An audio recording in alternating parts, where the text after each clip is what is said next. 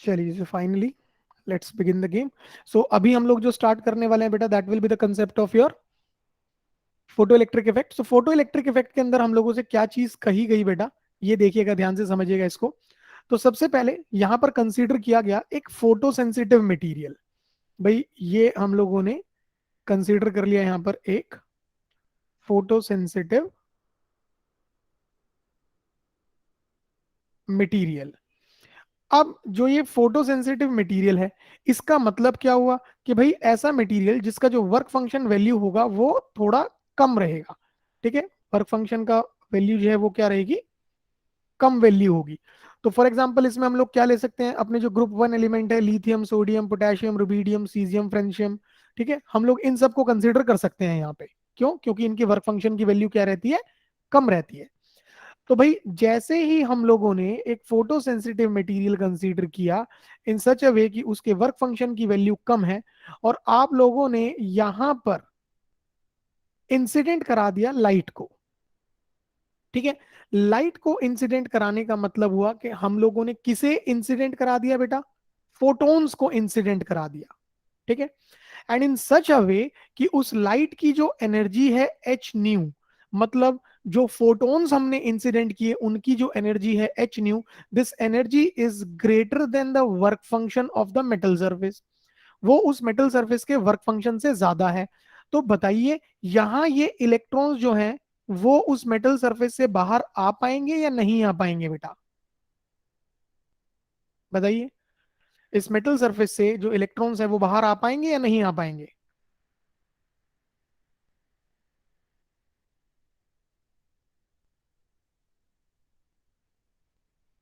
बिल्कुल आएंगे, एकदम बिंदास आएंगे। क्यों? क्योंकि आपकी जो इंसिडेंट एनर्जी है वो वर्क फंक्शन से ज्यादा हो गई है। ठीक, तो जो इलेक्ट्रॉन्स निकलेंगे बेटा, इन्हीं को हम लोगों ने, अगर याद हो आप लोगों को, लास्ट क्लास में पढ़ा भी था। ठीक, फोटो एमिशन के अंदर, कि इन्हीं को क्या नाम दिया जाएगा, photo electrons. So that phenomena will be termed as what, photo electric effect. इसी फिनोमिना को हम लोग क्या नाम दे देंगे बेटा वहां पे, फोटो इलेक्ट्रिक इफेक्ट कह देंगे। तो अगर हम लोग इस फोटो इलेक्ट्रिक इफेक्ट को डिफाइन करेंगे तो सीधा सा तरीका रहेगा कि simply when ever light of energy h nu greater than work function of metal surface, work function of metal surface, और ये मेटल सरफेस भी कैसी होनी चाहिए, फोटो सेंसिटिव। ठीक है, ये नहीं कि हम किसी भी मेटल सरफेस पर डाल देंगे, नहीं, गड़बड़ हो जाएगा। आपका जो मटेरियल है, आपका जो मेटल है वो कैसा होना चाहिए, फोटो सेंसिटिव मटेरियल होना चाहिए। So whenever light of energy h nu greater than work function of the metal surface is allowed to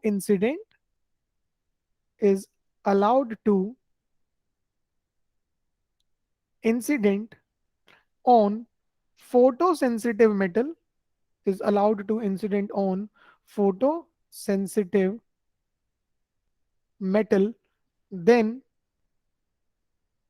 emission of electrons will takes place. तो तुरंत के तुरंत हमारे पास जो है एमिशन जो है इलेक्ट्रॉन्स का वो एग्जिस्ट करने लगेगा। So emission of electron will takes place and the phenomena will be termed as and the phenomena will be termed as photo electric effect. इसी को हम लोग क्या नाम देंगे बेटा वहां पे, we will call it as the photo electric effect. तो ये थ्योरी मैंने लिख दी है यहाँ पे। बाकी आपको ये जो प्रोसेस है, इसकी जो कंडीशन है, ये अच्छे से क्लियर हुई या नहीं, पहले ये बताइए, फिर हम आगे चलेंगे बेटा। यहां तक क्लियर सभी को, इसमें तो कोई दिक्कत नहीं, कोई डाउट नहीं बेटा? ठीक है, चलिए बहुत बढ़िया। अब यहां से थोड़ा सा आगे चलिए और देखिए जो अगला पॉइंट बनता है वो हमारे पास क्या बनेगा। ठीक, हालांकि शायद मुझे ध्यान है लास्ट क्लास में बनाया भी हो। ठीक है, नहीं बनाया होगा तो अभी देख लेना यहाँ पर किस तरीके से काम चलेगा हमारे पास। नाउ अगर हम लोग ध्यान से ऑब्जर्व करें बेटा, फॉर एमिशन ऑफ इलेक्ट्रॉन्स, अगर हम लोग चाहते हैं इलेक्ट्रॉन्स एमिट करें, ठीक, so for emission of electron हमारे पास जो बेसिक कंडीशन बनी वो क्या बनी, for emission of electrons, this incident energy E, that is h nu, should be greater than work function of the metal surface, that is h nu not. भाई जो incident energy है वो आपके metal surface के work function से क्या होनी चाहिए, ज्यादा होनी चाहिए, ठीक है। And the difference of these two, and the difference of this incident energy and work function, जो इन दोनों एनर्जीज का डिफरेंस होगा, will will gives kinetic energy two electron, ठीक है। भाई यही difference of incident energy and work function क्या करेगा, उस इलेक्ट्रॉन को काइनेटिक एनर्जी देगा, जिसकी वजह से वो इलेक्ट्रॉन उस मेटल सरफेस से निकल के बाहर आ जाएगा, ठीक। तो इसका मतलब हम लोग क्या लिख पाएंगे कि जो काइनेटिक एनर्जी में गेन होगा, this will be equal to the incident energy minus work function. भाई incident energy and work function का जो डिफरेंस है उसी ने हमें क्या दे दिया, काइनेटिक एनर्जी का गेन। तो हमने ये मेंशन कर दिया, और जैसे ही इसको हम लोग आगे प्रोसीड करेंगे तो हमारे पास देखिए क्या बनेगा, काइनेटिक एनर्जी में हमने लिख दिया half of M we square, जो इंसिडेंट एनर्जी ई है ये हो गई एच न्यू, एंड जो वर्क फंक्शन है बेटा ये हो गया हमारा एच न्यू नॉट। डन। तो इसका मतलब मैं क्या लिख सकता हूं, half of M we square is equals to H and nu minus nu not. And बेटा अगर हम लोग अपनी इक्वेशन को यहीं एज इट इज छोड़ देते हैं, ठीक है, इससे आगे फिलहाल हम उसे लेके ही नहीं चल रहे, हमने उसको सिर्फ यहीं तक रखा। So this particular equation is termed as photo electric Einstein equation. ये ध्यान रखिएगा, इस इक्वेशन को ही क्या कहा जाता है, फोटो इलेक्ट्रिक आइंस्टाइन इक्वेशन। इसी इक्वेशन का नाम क्या रहेगा हमारा, फोटो इलेक्ट्रिक आइंस्टाइन इक्वेशन। बताइए बेटा पहले यहां तक के पॉइंट में किसी को कोई डाउट, फिर मैं इसी इक्वेशन को आगे लेके चलूंगा। यहां तक के पॉइंट में किसी को कोई डाउट, ध्यान से समझना, अभी पूरा फोकस सिर्फ इन्हीं चीजों पर, इससे अलावा कुछ नहीं सोचना है, बिल्कुल भी नहीं, ध्यान से समझ के चलिएगा, ठीक। नाउ अब क्योंकि आपके पास एक ये स्टैंडर्ड इक्वेशन रेडी हो गई, अब यहीं से आप इस इक्वेशन को ना अलग अलग तरीकों से लिख सकते हो। कैसे, ये देखिए सबसे पहला पॉइंट, भाई हम लोग जानते हैं कि जो न्यू है वो किसके बराबर होता है, सी बाय लैम्डा के।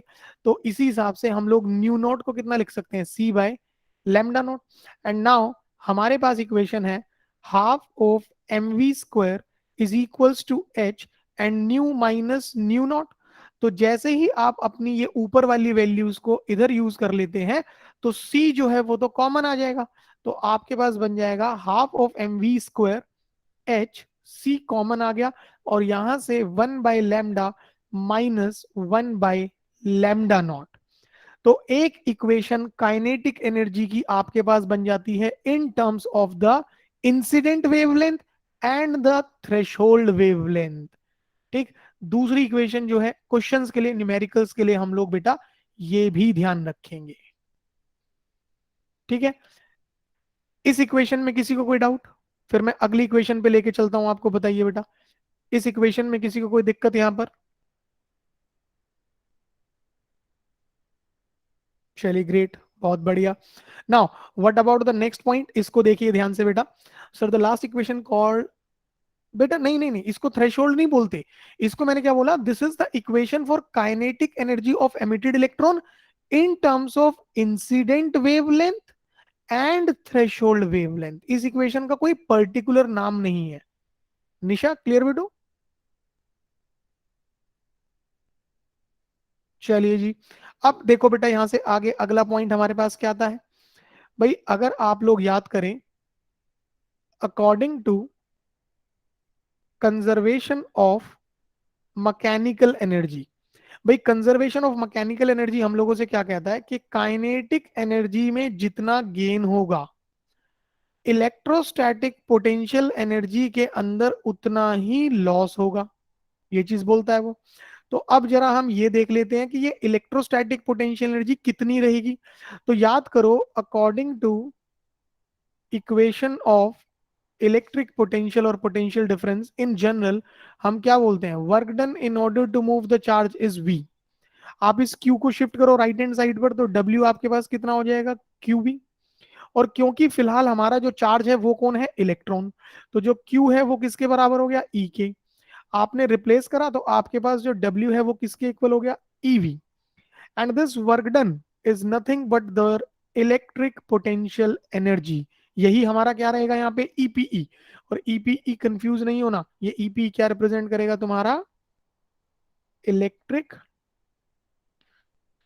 Potential energy.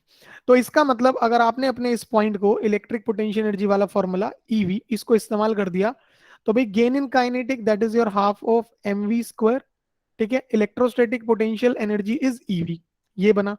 बट बेटा सबसे मजेदार चीज, हमने कहा half of M we square is equals to H nu minus nu not, ठीक है। एंड फर्दर हम लोगों ने कहा half of M we square is equals to H C and 1/λ minus 1/λ naught. तो जैसे ही आपने अपनी half of M we square की जगह ईवी वाली वैल्यू को इन दोनों ही जगहों पर इस्तेमाल कर दिया बेटा,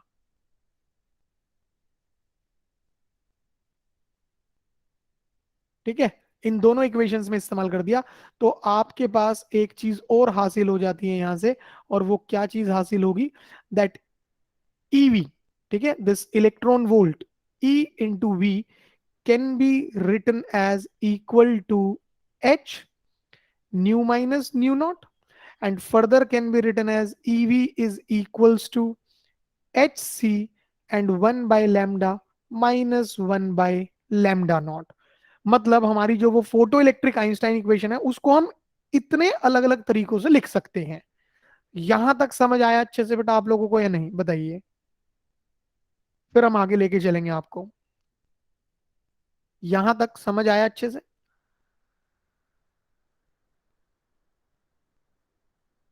ठीक है, चलिए जी, बहुत ही बढ़िया, वेरी गुड। ध्यान से समझते चलो बस बेटा, ठीक नाउ। तो ये तो बात हो गई फोटो इलेक्ट्रिक इफेक्ट क्या होता है उसकी, और उसके बेसिस पे हम लोगों ने photo electric Einstein equation ready कर दी बेटा उसके लिए। अब एक दो पॉइंट आप लोगों को थोड़े से यहाँ पर अलग से रेडी करने हैं, ठीक है, जो कि आगे काम आ जाएंगे आप लोगों को, ये देखिएगा ध्यान से।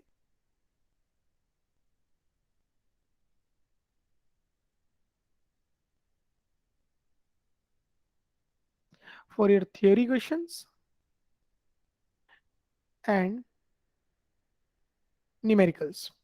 तो सबसे पहली चीज जो कि काफी इंपॉर्टेंट है, और लास्ट क्लास में अगर याद हो तो हम लोगों ने जो एक्सपेरिमेंटल स्टडी करी थी, उस एक्सपेरिमेंटल स्टडी में हम लोगों ने जस्टिफाई करा था इस चीज को, बताइएगा आप लोगों को ये ध्यान है या नहीं है, कि भाई अगर हम लोगों ने intensity of light, intensity of incident light को इंक्रीज कर दिया, ठीक है, तो इसकी वजह से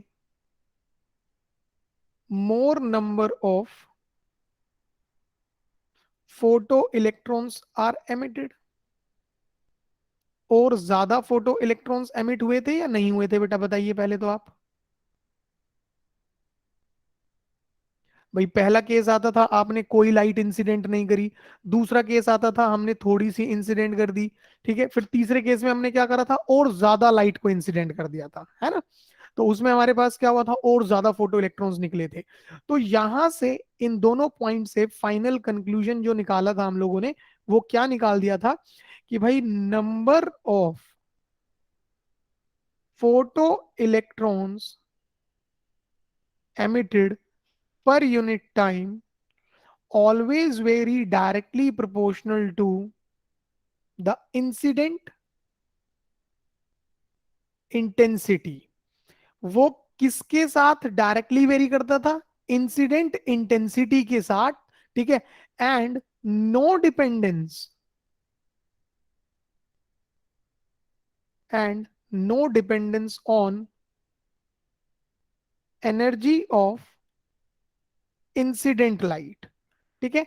इंसिडेंट लाइट की जो एनर्जी है उससे number of photo electrons emitted पर यूनिट टाइम का कोई भी लिंक नहीं होता था। ये पॉइंट सबको क्लियर है या नहीं, कि जो number of photo electrons emit होंगे, ठीक है, वो सिर्फ और सिर्फ कब बदलेंगे, जब हम हमारी लाइट की इंटेंसिटी को चेंज करेंगे। ठीक है, अगर हम लोग इंसिडेंट लाइट की एनर्जी को चेंज कर रहे हैं, ठीक है, तो उससे नंबर ऑफ फोटो इलेक्ट्रॉन्स जो एमिट होंगे उसमें कोई चेंज नहीं आएगा। ये पॉइंट सभी को क्लियर है बेटा या नहीं, बताइए।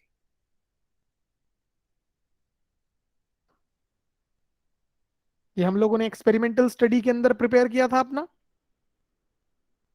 ठीक है, चलिए बहुत अच्छा भाई, कनेक्टेड रहिए, थोड़ा सा बताते रहिए जहां कहीं दिक्कत आए। ठीक है सर, एक बार फिर से बता दीजिए लास्ट पॉइंट, बिल्कुल सक्षम। ठीक है, सो अगर आप लोग याद करें बेटा, इसको एक बार हम छोटा सा रिकैप ले रहे हैं यहाँ पे। ठीक,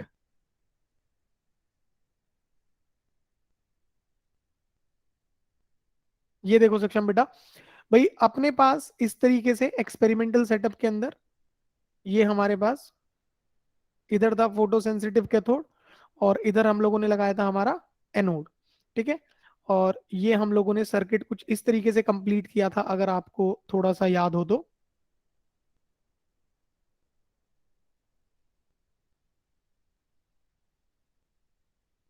ये माइक्रो एमीटर लगाया, ठीक है, और पोटेंशियल को मेजर करने के लिए हम लोगों ने पैरेलल में वोल्ट मीटर लगाया था।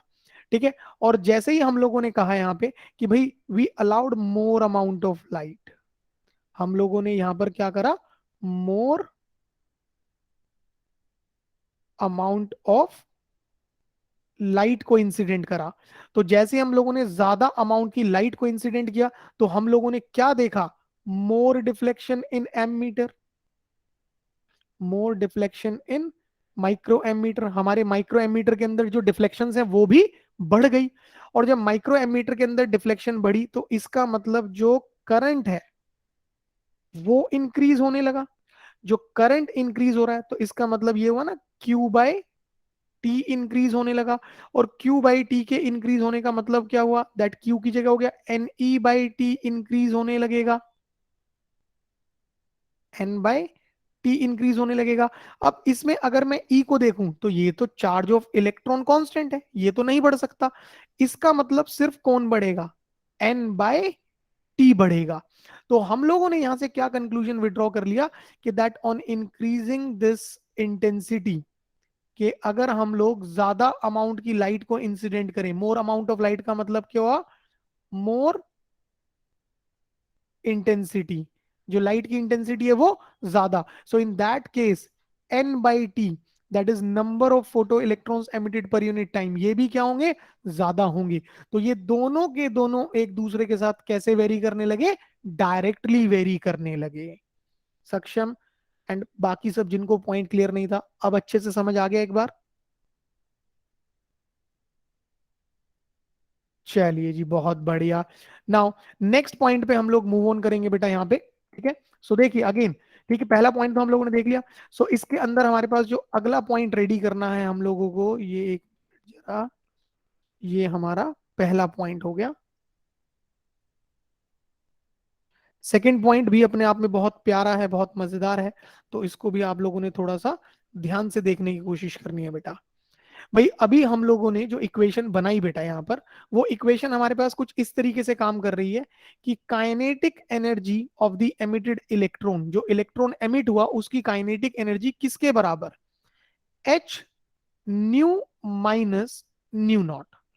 फाइनल एक्सप्रेशन हमारा कुछ इस तरीके से है, पर इस एक्सप्रेशन की जो जनजाति इक्वेशन है जहां से इसका जन्म हुआ, वो तो ये थी ना, ई की जगह कर दिया h nu and minus phi not, वो तो ये इक्वेशन बनी। भाई सपोज, अब इस इक्वेशन के अंदर बहुत ध्यान से देखना है आप लोगों ने, भाई हमसे कहा जा रहा है कि हम लोगों ने जो मटेरियल है उसको फिक्स कर दिया, हम उसे नहीं बदल रहे। Now material is fixed, material को हमने चेंज नहीं करा। अगर मटेरियल को फिक्स कर दिया, इसका मतलब हमारा वर्क फंक्शन फिक्स हो गया है। वर्क फंक्शन क्या हो गया है, फिक्स हो गया है, वर्क फंक्शन कांस्टेंट हो गया है। एंड हमने इंसिडेंट एनर्जी को इंक्रीज करना शुरू करा। इंसिडेंट एनर्जी को इंक्रीज करने का मतलब है हम लोगों ने इंसिडेंट फ्रीक्वेंसी को इंक्रीज कर दिया। ठीक है, तो जरा देखिए ध्यान से आप लोग अपनी इक्वेशन को बेटा। अगर आपके पास आपका जो फाई नोट है ये कांस्टेंट हो जाए, और आप लोग अपनी एनर्जी को बढ़ा रहे हो, देखो एनर्जी को बढ़ाने का मतलब हुआ एच न्यू, एच तो कांस्टेंट है। ठीक है, तो एनर्जी बढ़ाने का मतलब क्या हुआ, फ्रीक्वेंसी को बढ़ाया। तो अगर वर्क फंक्शन कांस्टेंट है, फ्रीक्वेंसी बढ़ा रहे हो, तो ये जो एमिटेड इलेक्ट्रॉन्स की काइनेटिक एनर्जी है इस पर क्या फर्क पड़ेगा बेटा, बताइए, इस पर क्या फर्क पड़ेगा। वेटिंग फॉर द आंसर्स, उसके बाद मैं यहाँ पे कुछ एरो बनाऊंगा अप डाउन, जो भी होगा आप लोग बताइए। वेरी गुड भाई, बहुत मजा आ गया, बहुत बढ़िया, बहुत अच्छे, very good. So the kinetic energy will increase. तो यहां से आप लोगों को एक छोटा सा पॉइंट मिल गया बेटा, कि भाई अगर हमने वर्क फंक्शन को कांस्टेंट रखा, मतलब मटेरियल को फिक्स रखा, और फ्रीक्वेंसी बढ़ाई, तो काइनेटिक एनर्जी बढ़ेगी। तो इसका मतलब ये हुआ kinetic energy of emitted electron always very proportional to the incident frequency. वो इंसिडेंट फ्रीक्वेंसी के साथ हमेशा कैसे वेरी करेगी, डायरेक्टली वेरी करेगी। ये तुम्हें दूसरा पॉइंट ध्यान रखना है। ठीक है, फिर इसके बाद अच्छा ये बताओ, ये पहला इंटेंसिटी वाला और दूसरा ये इंसिडेंट फ्रीक्वेंसी वाला, ये दोनों पॉइंट्स अच्छे से क्लियर हुए बेटा आप लोगों को, ये दोनों पॉइंट्स अच्छे से क्लियर हैं सभी को। शैली जी बहुत बढ़िया, very good. Now next third point हमारे पास जो आता है, देखिए बेटा, ये थर्ड पॉइंट आप लोगों से क्या करने के लिए कह रहा है यहाँ पे। इक्वेशन अभी वही है आपके पास जो पहले थी, कि भाई क्योंकि kinetic energy of the emitted electron जो है this is E, that is h nu minus phi not. पर अब जो है वो खेल गया। नाउ कहता है for a given incident energy, now for a given incident energy, जैसे ही उसने ये बोल दिया for a given incident energy, इसका मतलब अब हमारे पास जो इंसिडेंट एनर्जी है बेटा, इसको क्या कर दिया गया है, कांस्टेंट। अगर इंसिडेंट एनर्जी कांस्टेंट है तो इसका सीधा मतलब ये हुआ कि आपकी इंसिडेंट फ्रीक्वेंसी नहीं बदल रही है, इंसिडेंट फ्रीक्वेंसी क्या हो गई है, कांस्टेंट हो गई है। एंड मटेरियल इज चेंज्ड, और जो मटेरियल है वो चेंज कर दिया। भाई मटेरियल चेंज करने का मतलब क्या हुआ, वर्क फंक्शन जो है वो बदल रहा है। ठीक है, जो वर्क फंक्शन है उसको क्या कर दिया है, चेंज कर दिया ना। लेट अस से, लेट अस कंसीडर कि वर्क फंक्शन जो है वो इंक्रीज कर दिया, मतलब उसने मटेरियल को इस तरीके से बदला कि अब जो वर्क फंक्शन है वो पहले से ज्यादा है। तो अब आप लोग जरा ध्यान से देखिएगा और बताइएगा, भाई इंसिडेंट फ्रीक्वेंसी फिक्स कर दी, मतलब आपकी इंसिडेंट एनर्जी जो है वो कांस्टेंट हो गई, और वर्क फंक्शन जो है वो इंक्रीज करने लगा। तो जो एमिटेड इलेक्ट्रॉन है इनकी काइनेटिक एनर्जी को क्या होगा, विल इंक्रीज और डिक्रीज, दिस विल इंक्रीज और डिक्रीज। वेरी गुड, बहुत बढ़िया। क्योंकि देखिए कांस्टेंट में से इंक्रीजिंग क्वांटिटी को सब्ट्रैक्ट कर रहे हैं, तो ये क्या करेगा, डिक्रीज करने लगेगा। ठीक है, तो बेटा जी यहां से आप लोगों को क्या कंक्लूजन मिला, ठीक है, ये ध्यान रखना है कि भाई यहां से कंक्लूजन क्या मिला, कि kinetic energy of emitted electrons, कि एमिटेड इलेक्ट्रॉन की जो काइनेटिक एनर्जी है ये हमेशा इनवर्सली वेरी करेगी, किसके साथ, वर्क फंक्शन के साथ। या फिर आप लोग कह सकते हैं कि जो काइनेटिक एनर्जी होगी एमिटेड इलेक्ट्रॉन्स की, क्योंकि वर्क फंक्शन होता है एच न्यू नॉट, तो एच तो कांस्टेंट होगा, तो ये इनवर्सली वेरी करेगी थ्रेशोल्ड फ्रीक्वेंसी के साथ। तो 3 पॉइंट, इंटेंसिटी को बदला तो नंबर ऑफ इलेक्ट्रॉन्स एमिटेड पर यूनिट टाइम बदलेंगे, उनकी एनर्जी में कोई चेंज नहीं आएगा। ठीक है, फिर दूसरा, अगर तुमने इंसिडेंट फ्रीक्वेंसी को इंक्रीज कर दिया तो तुम्हारी जो काइनेटिक एनर्जी है एमिटेड इलेक्ट्रॉन की वो भी इंक्रीज होगी, तो इसका मतलब kinetic energy of the emitted electron and incident frequency दोनों कैसे वेरी करेंगे, डायरेक्टली वेरी करेंगे। फिर इसके बाद अगर हम लोगों ने इंसिडेंट एनर्जी को फिक्स कर दिया, ठीक है, then kinetic energy and work function, या फिर kinetic energy and threshold frequency, ये दोनों एक दूसरे से इनवर्सली वेरी करेंगे। यहां तक के सारे पॉइंट्स अच्छे से क्लियर हुए बेटा आप लोगों को? यहां तक के पॉइंट्स सभी को अच्छे से क्लियर हुए बेटा?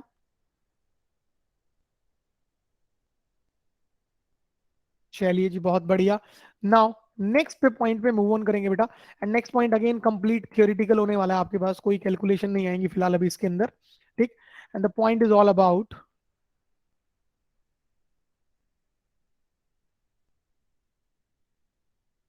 द लॉज ऑफ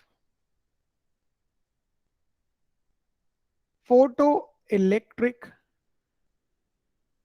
इफेक्ट, ठीक है, कि जो फोटो इलेक्ट्रिक इफेक्ट के बेसिक लॉज हैं ये आपको क्या कहते हैं, ठीक।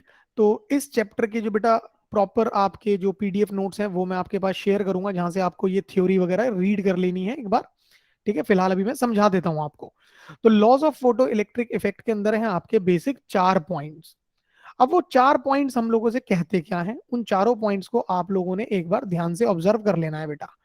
ये कौन दुष्ट बच्चा आया इस टाइम? अर्चिता सिंह। एक बार देवी जी को कनेक्ट होने दीजिए फिर शुरू करते हैं।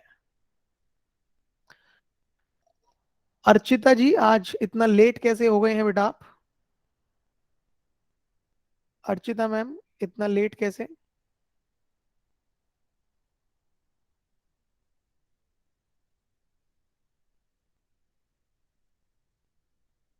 अर्चिता जी फिर से गायब हो गए क्या?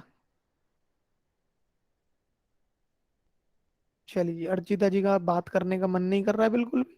अच्छा, बायो की क्लास थी, चलो कोई बात नहीं, कोई बात नहीं। अभी यहां से पॉइंट्स पे ध्यान देना है बेटू, ठीक है। So laws of photo electric effect के अंदर क्या कहा जा रहा है उसको थोड़ा सा ध्यान से देखिएगा।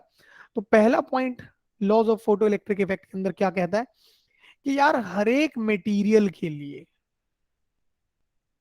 ठीक है, एक मिनिमम फ्रीक्वेंसी होगी जिससे नीचे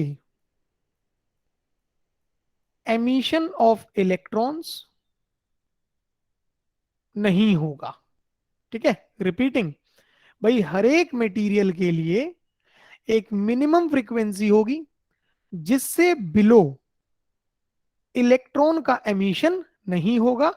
एंड दैट मिनिमम फ्रीक्वेंसी क्या कहते थे, बताएगा कोई? And that minimum frequency is known as, very good, threshold frequency. उसी मिनिमम फ्रीक्वेंसी को क्या नाम दिया गया था? थ्रेशोल्ड फ्रीक्वेंसी कहा गया था, ठीक है। तो laws of photo electric effect में पहला पॉइंट यही है कि भाई हर एक मटेरियल के लिए अपनी एक मिनिमम फ्रीक्वेंसी होगी जिससे नीचे फोटो इलेक्ट्रिक इफेक्ट एग्जिस्ट नहीं करेगा, और इसी मिनिमम फ्रीक्वेंसी को कहा जाएगा थ्रेशोल्ड फ्रीक्वेंसी। लॉ का पहला पॉइंट खत्म, ठीक है। पहला पॉइंट क्लियर हुआ सबको अच्छे से?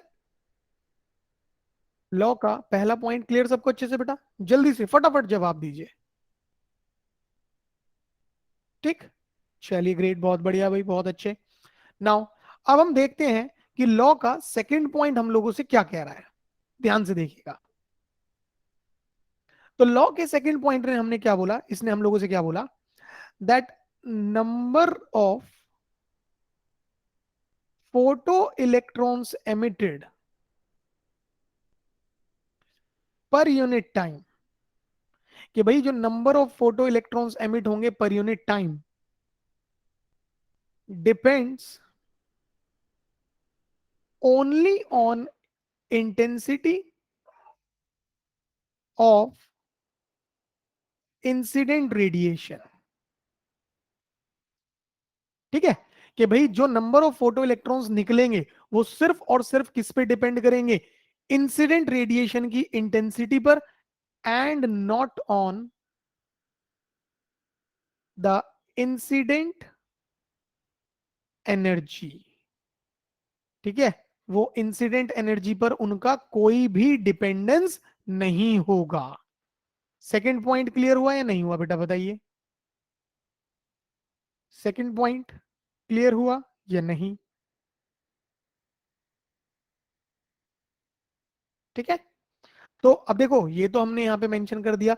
जब मैं आपको इसके नोट्स दूंगा तो वहां पर ये चीज किस तरीके से आपको वर्बली लिखी हुई मिलेगी वो भी मेंशन कर देते हैं, जिससे कि बाद में कोई कंफ्यूजन ना रहे। ये देखिए, वहां पर क्या लिखा हुआ मिलता है हम लोगों को, that on changing intensity of incident radiation. ठीक है, कि भाई अगर हम लोग इंसिडेंट रेडिएशन की इंटेंसिटी को चेंज करते हैं, ठीक है, the changes will the changes will exist only in the number of photoelectrons emitted per unit time, and no change in kinetic energy of emitted electrons। बताओ बेटा, ये चीज क्लियर हुई कि अगर हमने इंटेंसिटी को बदला तो इंटेंसिटी के बदलने से इलेक्ट्रॉन्स की काइनेटिक एनर्जी नहीं बदलेगी, नंबर ऑफ इलेक्ट्रॉन्स जो एमिट होंगे पर यूनिट टाइम वो बदलेंगे। सेकंड पॉइंट सबको क्लियर हुआ या नहीं, कि उसने अपने फोटो इलेक्ट्रिक इफेक्ट के लॉ के अंदर सेकंड पॉइंट क्या बोला? ये क्लियर हुआ आप सबको बेटा अच्छे से? देखिए भाई, थ्योरी है, बोर नहीं होना यार, गड़बड़ हो जाएगा नहीं तो। ठीक, बिल्कुल विदित, दोबारा से देख सकते हैं मेरे बच्चे आप।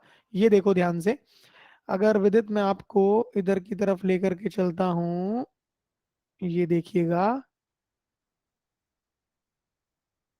राइट इन दिस डायग्राम विदित, एंड बाकी जिनको नहीं क्लियर हो वो भी ध्यान से देखो।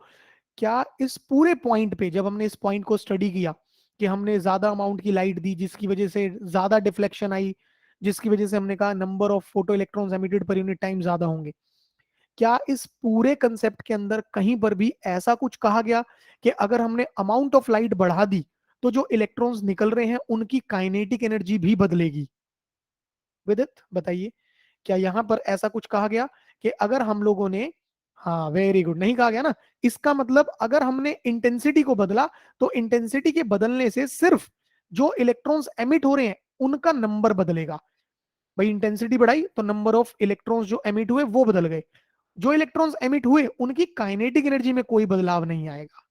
विदित क्लियर हुआ बेटा? ये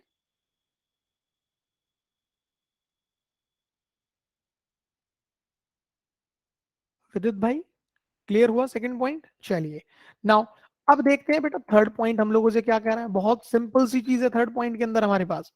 सो थर्ड पॉइंट में इसने हम लोगों से क्या कहा, that on changing the incident frequency और इंसिडेंट एनर्जी, कि भाई अगर हम इंसिडेंट फ्रीक्वेंसी को बदलते हैं या फिर सिंपली सेइंग इंसिडेंट एनर्जी को बदलते हैं, then I want answer from all of you. तो अगर आपने इंसिडेंट फ्रीक्वेंसी बदली या इंसिडेंट एनर्जी बदली तो कौन बदलेगा, काइनेटिक एनर्जी या फिर नंबर ऑफ इलेक्ट्रॉन्स एमिटेड पर यूनिट टाइम? बताइए, अगर आपने इंसिडेंट फ्रीक्वेंसी को बदला तो काइनेटिक एनर्जी बदलेगी या जो नंबर ऑफ इलेक्ट्रॉन्स निकल रहे हैं बेटा वो बदलेंगे? वेरी गुड, बहुत बढ़िया। सो तीसरे पॉइंट में उसने यही चीज बोली, on changing the incident frequency और incident energy the changes will exist the changes will exist only in the kinetic energy of emitted electrons, and no changes in number of photo electrons emitted per unit time। और जो number of photo electrons निकलेंगे पर unit time उसमें कोई change नहीं आएगा। ये तुम्हारा था तीसरा पॉइंट, जो कि आप सब लोगों ने बिल्कुल बिंदास बताया। ठीक है। और चौथा पॉइंट जो है वो बहुत स्ट्रेट फॉरवर्ड है, बहुत इजी है। उसने चौथे पॉइंट के अंदर सिर्फ इतना कहा, phenomena is spontaneous, phenomena is spontaneous and takes place in nano seconds. भाई किस तरह का फिनोमिना है? स्पॉन्टेनियस फिनोमिना है, मतलब टाइम डिले नहीं है। टाइम डिले नहीं है मतलब क्या हुआ? ऐसा नहीं होगा कि भाई आपने लाइट इंसिडेंट कर दी और कुछ देर बाद इलेक्ट्रॉन्स निकलेंगे, नहीं। जैसे ही आप लोग लाइट इंसिडेंट करेंगे तुरंत इलेक्ट्रॉन्स निकलेंगे, नैनो सेकंड्स के अंदर फिनोमिना हो चुका होगा। तो बेसिक 4 पॉइंट्स याद रखने लॉ में। पहला पॉइंट उसने क्या बोला कि हर एक मटेरियल के लिए एक मिनिमम फ्रीक्वेंसी होगी जिससे नीचे फोटो इलेक्ट्रिक इफेक्ट नहीं होगा, और उसी फ्रीक्वेंसी को कहेंगे थ्रेशोल्ड फ्रीक्वेंसी। दूसरा पॉइंट उसने क्या बोला कि अगर हम लोग इंसिडेंट लाइट की इंटेंसिटी को बदलते हैं, तो इंटेंसिटी को बदलने से जो नंबर ऑफ इलेक्ट्रॉन्स एमिट हो रहे हैं पर यूनिट टाइम में वो बदलेंगे, उन इलेक्ट्रॉन्स की काइनेटिक एनर्जी में कोई बदलाव नहीं आएगा। तीसरे पॉइंट में उसने क्या बोला कि अगर हमने इंसिडेंट एनर्जी को बदला, हमने इंसिडेंट फ्रीक्वेंसी को बदला, तो उसकी वजह से जो इलेक्ट्रॉन्स निकले उनकी काइनेटिक एनर्जी में बदलाव आएंगे, नंबर ऑफ इलेक्ट्रॉन्स में कोई बदलाव नहीं आएगा। एंड आखिरी चौथे पॉइंट में उसने क्या बोला कि फिनोमिना स्पॉन्टेनियस है and will takes place in nanosecond, किसी भी तरीके का टाइम लैग, टाइम डिले नहीं आएगा। तो जो लॉ के अंदर उसने 4 पॉइंट बोले बेटा, वो आप लोगों को अच्छे से समझ आए? लॉ एक्सक्यूज मी के सर। अंदर। हाँ जी बेटू। सर जैसे आपने बोला कि अगर इंटेंसिटी इंक्रीज करेंगे तो हाँ बेटू। इलेक्ट्रॉन्स में चेंज आएगा, तो चेंज आएगा number means of, number of electrons increase होंगे। ये देखिए मेरे बच्चे, इसका मतलब आपका ध्यान पढ़ाई में नहीं है। देखो देखो देखो,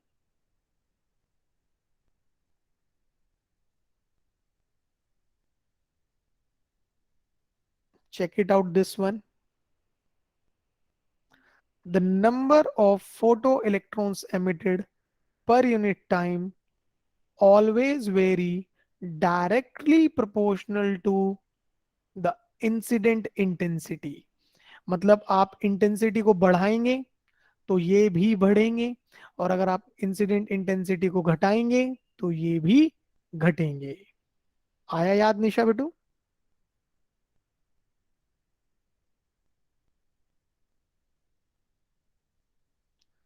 क्लियर हुआ बेटा ये? चलिए ग्रेट, बहुत बढ़िया। ठीक है। सो अब हम चलते हैं आगे के पॉइंट्स पे। चैप्टर ऑलमोस्ट अपने आखिरी पड़ाव पर आ रहा है। ठीक है, सो थोड़ा ध्यान दीजिएगा, ध्यान से समझिएगा बेटा यहाँ पे। नाउ नेक्स्ट पॉइंट वो हम लोगों से क्या बोलता है, मतलब जो अगला पॉइंट आया था, अगला टॉपिक आया था, किस तरीके से। नाउ 3 नंबर में बेटा ये क्वेश्चन थियोरिटिकल है पूरा का पूरा, बहुत ध्यान से देखिएगा। Important features of important features of photo electric effect. ठीक है, मतलब टॉपिक तो इस नाम से चलता है, important features of photo electric effect. But जब हमारे पास क्वेश्चन आता है, तो क्वेश्चन के अंदर क्या चीज होती है, वो हम लोगों से कहता है कि भाई मुझे फोटो इलेक्ट्रिक आइंस्टाइन इक्वेशन समझाइए। मतलब आपने वो डिराइव करके दिखा देनी है, और उसके हिसाब से क्या क्या पॉइंट्स डेवलप हुए आप उन्हें एक्सप्लेन कीजिए। ठीक है, तो उसमें 3 पॉइंट्स बनते हैं। सबसे पहला पॉइंट बनता है आप लोगों का एक्सप्लेनेशन ऑफ इंटेंसिटी। पूरा थियोरिटिकल, कोई मैथमेटिकल कैलकुलेशन नहीं, कुछ नहीं। ठीक है, तो एक्सप्लेनेशन ऑफ इंटेंसिटी के अंदर हम लोगों ने क्या चीज देखी थी, आप सबको पता है अभी। ठीक है, तो एक्सप्लेनेशन ऑफ इंटेंसिटी में क्या, that on changing intensity, on changing intensity only number of photo electrons emitted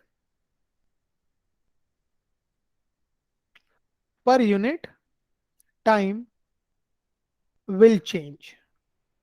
ठीक है, कि भाई अगर हम लोगों ने इंटेंसिटी को बदला, तो सिर्फ कौन बदलेगा?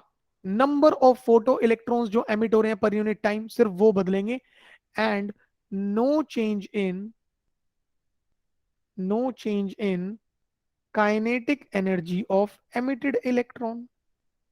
और एमिटेड इलेक्ट्रॉन की काइनेटिक एनर्जी में कोई चेंज नहीं आएगा। बोलो ये पॉइंट क्लियर हुआ या नहीं हुआ? कि एक्सप्लेनेशन ऑफ इंटेंसिटी क्या कहती है कि अगर हमने इंटेंसिटी बदली तो भैया काइनेटिक एनर्जी में कोई चेंज नहीं आएगा, सिर्फ और सिर्फ किस में चेंज आएगा? Number of photo electrons emitted पर यूनिट टाइम में। खत्म, पहला पॉइंट खत्म। ठीक है, एक नंबर मिल जाएगा। फिर दूसरे पॉइंट में हमारे पास क्या चीज आती है? Explanation of threshold frequency. ठीक, तो जो सेकंड पॉइंट हम लोगों को यहां पर बताना पड़ेगा वो क्या बताना पड़ेगा? Explanation of threshold frequency. अब देखिए एक्सप्लेनेशन ऑफ थ्रेशोल्ड फ्रीक्वेंसी का मतलब क्या बना? भाई हम लोगों ने फोटो इलेक्ट्रिक आइंस्टाइन इक्वेशन जो बनाई, तो वो फोटो इलेक्ट्रिक आइंस्टाइन इक्वेशन जो है वो ये है, because kinetic energy of these emitted electrons में जो गेन है, this is equals to E minus phi not, जो कि हमें क्या देती है कि kinetic energy of emitted electron will be h and nu minus nu not. ऐसे कुछ मिलती है हम लोगों को वैल्यू। ठीक है भाई, अगर आपकी इंसिडेंट फ्रीक्वेंसी थ्रेशोल्ड फ्रीक्वेंसी से कम हो जाती है तो इसका मतलब काइनेटिक एनर्जी हो गई नेगेटिव। काइनेटिक एनर्जी नेगेटिव का मतलब हुआ नो फिजिकल सिग्निफिकेंस। इसका कोई फिजिकल सिग्निफिकेंस नहीं है। कोई फिजिकल सिग्निफिकेंस नहीं है, इसका मतलब क्या हुआ? That no photo electrons are emitted. हमारे पास किसी भी तरीके से कोई फोटो इलेक्ट्रॉन्स जो है वो एमिट नहीं हुए। तो इफेक्ट ऑफ थ्रेशोल्ड फ्रीक्वेंसी आपसे क्या कहता है कि हर एक मटेरियल के लिए एक मिनिमम फ्रीक्वेंसी होगी। So which implies for every material there exist there exist a minimum frequency below which below which photoemission, भाई फोटो एमिशन का मतलब हुआ photo electric effect, photoemission does not takes place, does not takes place and is known as, और वही minimum frequency जो है हमारे पास, and that minimum frequency and that minimum frequency is termed as threshold frequency. और उसी minimum frequency को क्या नाम दिया गया? थ्रेशोल्ड फ्रीक्वेंसी कहा गया। तो सिंपल, इफेक्ट ऑफ इंटेंसिटी में उसने क्या बोला कि भाई तुम इंटेंसिटी बदलो तो नंबर ऑफ इलेक्ट्रॉन्स जो एमिट हुए पर यूनिट टाइम वो बदलेंगे, काइनेटिक एनर्जी में कोई बदलाव नहीं आएगा। Second, effect of threshold frequency में उसने क्या कहा कि भाई अगर इंसिडेंट फ्रीक्वेंसी थ्रेशोल्ड से कम है तो kinetic energy of emitted electron बन जाएगी नेगेटिव। नेगेटिव कोई फिजिकल सिग्निफिकेंस ही नहीं हुआ, इसका मतलब कोई इलेक्ट्रॉन एमिट नहीं हो रहे। तो यहां से क्या पॉइंट आया कि हर एक मटेरियल की एक मिनिमम फ्रीक्वेंसी होगी जिससे नीचे अगर हम रहे तो कोई भी फोटो इलेक्ट्रिक इफेक्ट जो है वो एग्जिस्ट नहीं करेगा। ठीक है, और उसी मिनिमम वैल्यू को हम क्या बोलेंगे? Threshold frequency. तो मुझे बताइए बेटा, ये दो point, explanation of threshold frequency and explanation of intensity, ये दो पॉइंट्स क्लियर हुए, फिर हम तीसरे पे चलेंगे। बताइए बेटा, ये दो पॉइंट्स आप सभी को क्लियर हुए अच्छे से?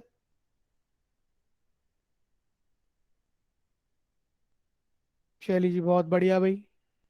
नाउ लास्ट पॉइंट आता है। ठीक, देखिए बेटा, सो लास्ट पॉइंट है the explanation of kinetic energy. Explanation of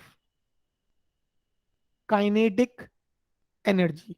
अब ये पॉइंट भी वापस आप लोगों को पता है, घुमा फिरा करके बोल रहा है बार बार वो वही चीज यहाँ पे। सो एक्सप्लेनेशन ऑफ काइनेटिक एनर्जी का मतलब क्या बना? That on changing the incident energy only kinetic energy of emitted electrons will change, will change, and no change occurs, and no change occurs in the number of emitted electrons. ये बेटा 3 number में आता है आपके पास, बताओ। So now tell me finally, आपको ये जो 3 पॉइंट्स हैं, explanation of intensity, explanation of threshold frequency, explanation of kinetic energy, ये पूरा यहां तक तुम्हारा फोटो इलेक्ट्रिक इफेक्ट का बेसिक पॉइंट, ये सारा अच्छे से हो जाएगा या नहीं, बताएं बेटा।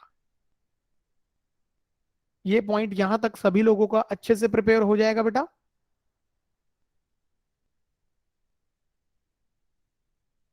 ठीक, चलिए जी। अगला पॉइंट बहुत इंपॉर्टेंट, जिसमें कि हम लोगों को कुछ ग्राफ बनाने सीखने हैं बेटा। ठीक है, सो इसको भी ध्यान से देखिएगा बेटा लोग यहाँ पे। तो नाउ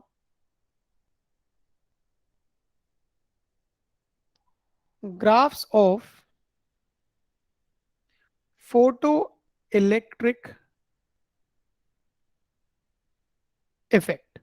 भाई आप लोगों को जो फोटो इलेक्ट्रिक इफेक्ट फिनोमिना में हम लोगों ने ये सब चीजें देखी, ठीक है, इनके ग्राफ बनाने हैं यार। तो देखिए अलग अलग तरीके से है हमारे पास। तो सबसे पहला पॉइंट हमारे पास बहुत इजी और बहुत बेसिक सा है, पहले भी आप लोगों ने तैयार करा था इस पॉइंट को। तो जो फर्स्ट ग्राफ रहेगा बेटा, this is number of photo electrons पर यूनिट टाइम वर्सेस इंटेंसिटी। ठीक है, तो भाई ये चीज हम लोग जानते हैं कि ये दोनों के दोनों कैसे वेरी करते हैं, directly varies directly to each other. ये दोनों के दोनों एक दूसरे से हमेशा कैसे वेरी करते हैं, डायरेक्टली वेरी करते हैं। और जब ये दोनों के दोनों एक दूसरे से डायरेक्टली वेरी करते हैं तो हमारा ग्राफ बड़ा सीधा साधा सा इस तरीके से, भाई अलोंग एक्स एक्सिस जो है ये रहेगी आपके पास इंटेंसिटी, सिंबल रहेगा आई, एंड यूनिट रहेगी आपकी वॉट पर मीटर स्क्वायर, इस तरीके से। एंड अलोंग वाई एक्सिस आप लोग अगर रहते हैं बेटा, तो अलोंग वाई एक्सिस आपके पास रहेगा photo electric current. Photo electric current basically this the number of photo electrons emitted पर यूनिट टाइम। ठीक है, सो यहां रहेगा हमारा फोटो करंट। ठीक, and this will be in micro ampere. और दोनों के दोनों एक दूसरे से कैसे वेरी करेंगे बेटा, डायरेक्टली। ठीक है, तो ये तो एकदम सिंपल हो जाएगा। पहले ग्राफ में किसी को कोई दिक्कत तो नहीं होगी, बताइए। पहले वाले ग्राफ में किसी को कोई दिक्कत तो नहीं होगी बेटा?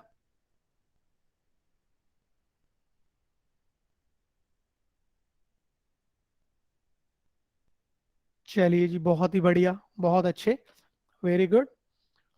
नाउ सेकंड बनाते हैं हम लोग। ठीक, ये देखने की कोशिश करेंगे थोड़ा सा इसको अच्छे तरीके से। सेकंड पॉइंट में कहता है आप लोगों से वेरिएशन ऑफ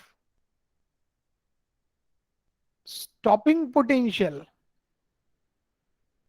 ठीक है, अब वेरिएशन ऑफ स्टॉपिंग पोटेंशियल किस तरीके से देखा जा रहा है, कांस्टेंट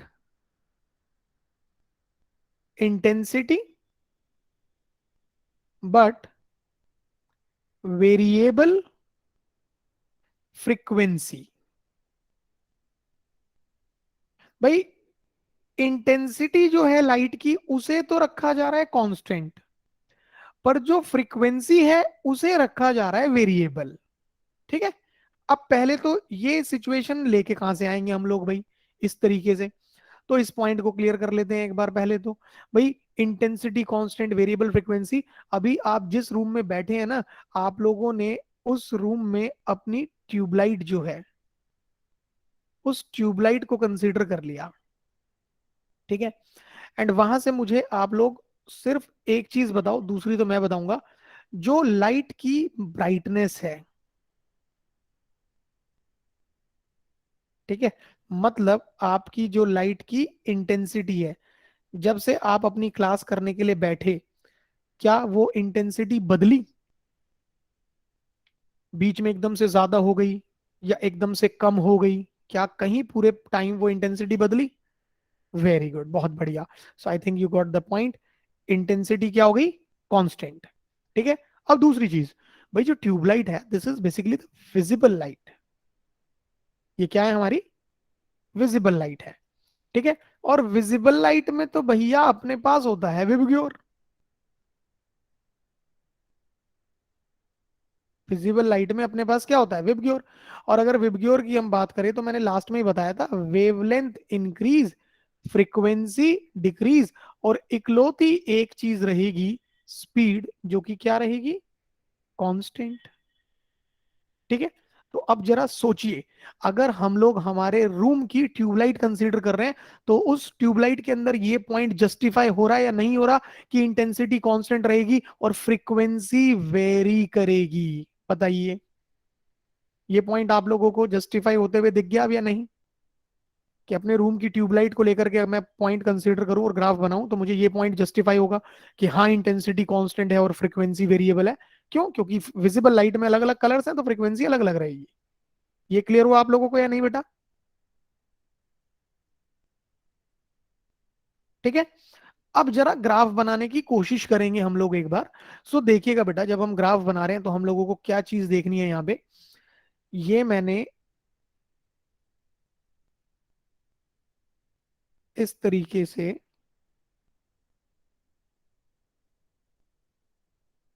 बनाया बेटा। अब देखो, पहले तो कोऑर्डिनेट समझ लो एक बार क्या क्या होते हैं यहाँ पे। भाई जो ये हमारा एक्स एक्सिस है, इस एक्स एक्सिस पर होता है हमारा पोटेंशियल,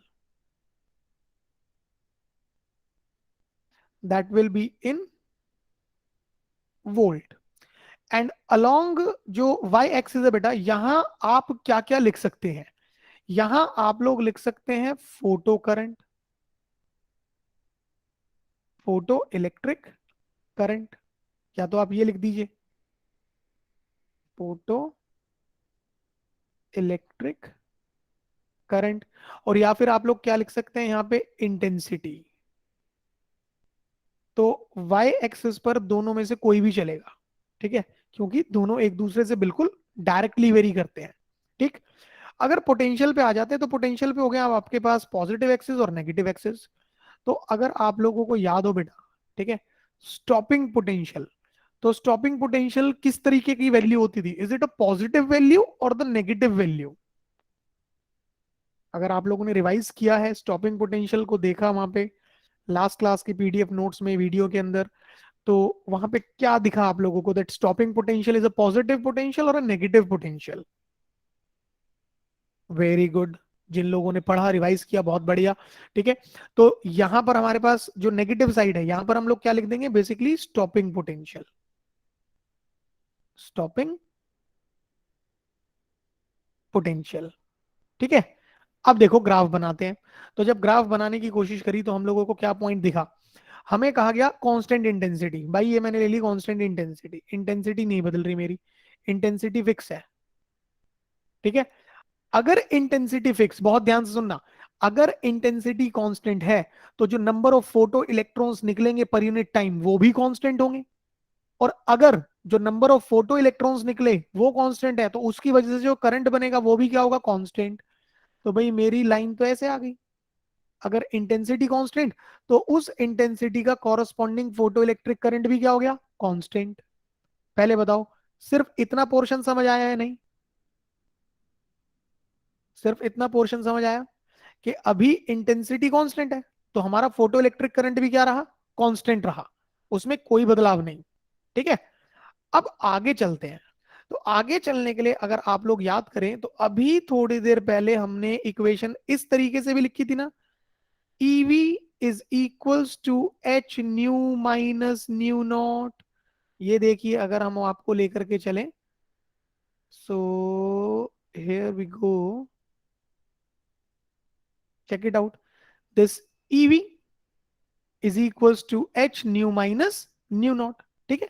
तो इसी इक्वेशन को हमने इस्तेमाल किया और हम लोगों ने क्या पाया कि भाई वर्क फंक्शन और थ्रेशोल्ड फ्रीक्वेंसी तो कांस्टेंट, अगर आपने इंसिडेंट फ्रीक्वेंसी को बढ़ाया तो आपका जो ये वी वैल्यू है पोटेंशियल, ये भी क्या करेगा, बढ़ेगा, इंक्रीज करेगा।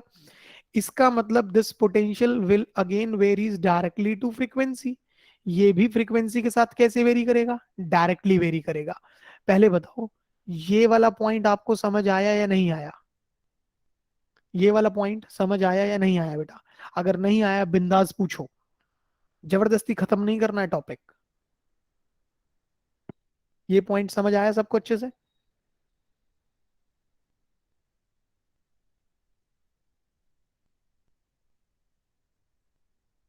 चलिए जी, बहुत बढ़िया।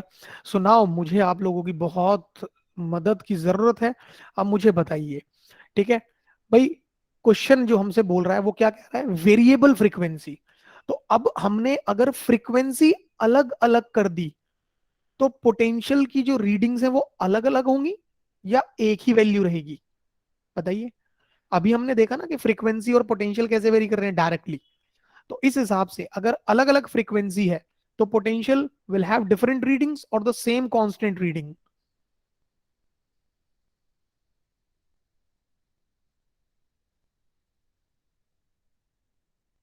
ये देख लीजिए आप एक बार, फॉर्मूला यहाँ पे आपके सामने है।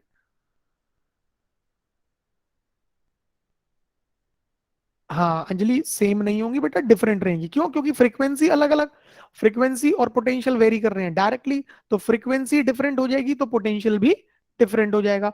तो इसका मतलब भाई, जब आपकी फ्रीक्वेंसी अलग अलग होगी, तो स्टॉपिंग पोटेंशियल वाले एक्सेस पर पोटेंशियल की रीडिंग्स भी अलग अलग आ जाएंगी। तो इसका मतलब हमारा ग्राफ जाएगा कुछ इस तरीके से,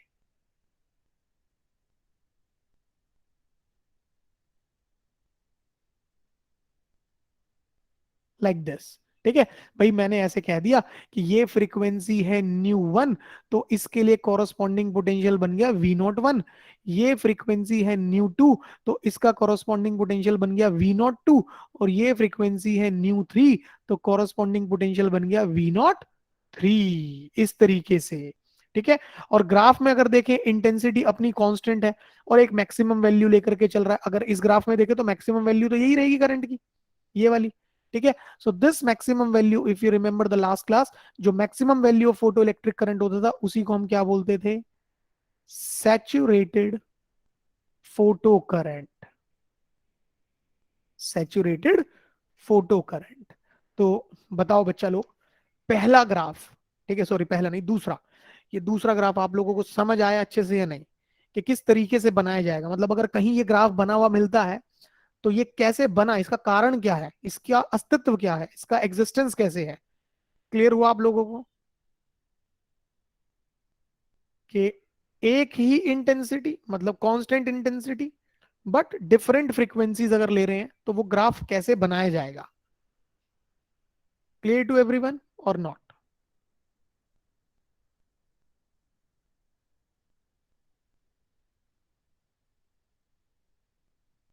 चलिए जी, आप लोग कह रहे हैं क्लियर है। सो हम लोग कोशिश करते हैं अगले ग्राफ को समझने की। ठीक है। सो अगला ग्राफ देखिएगा, बहुत मजा आएगा अगले ग्राफ में भी भाई। ठीक है। सो तीसरा जो ग्राफ है, वो फिर से हमें यही कह रहा है, variation in stopping potential. But अब कंडीशन बदल दे रहा है। सो variation in stopping potential in such a way for constant frequency but different intensity. भाई, फ्रीक्वेंसी क्या है? कांस्टेंट है, पर जो इंटेंसिटी है वो क्या हो गई? डिफरेंट हो गई। ठीक है। तो इसको भी पहले तो हम लोग प्रैक्टिकली देख लेते हैं, कोई सिचुएशन के जहां पर हम लोगों के पास इंटेंसिटी जो है वो अलग अलग हो जाए और फ्रीक्वेंसी जो है वो सेम रहे। ठीक है। और बहुत सिंपल सा पॉइंट है, कोई ज्यादा रफ टफ नहीं आएगा। देखो भाई, फॉर एग्जांपल, जैसे अभी आपका दिवाली का टाइम आ गया, तो you must be using that decorative lights. ठीक है, डेकोरेशन के लिए आप लोग जो है वो लाइट्स यूज कर रहे होंगे। ठीक है। तो सपोज आप लोगों ने लाइट 1,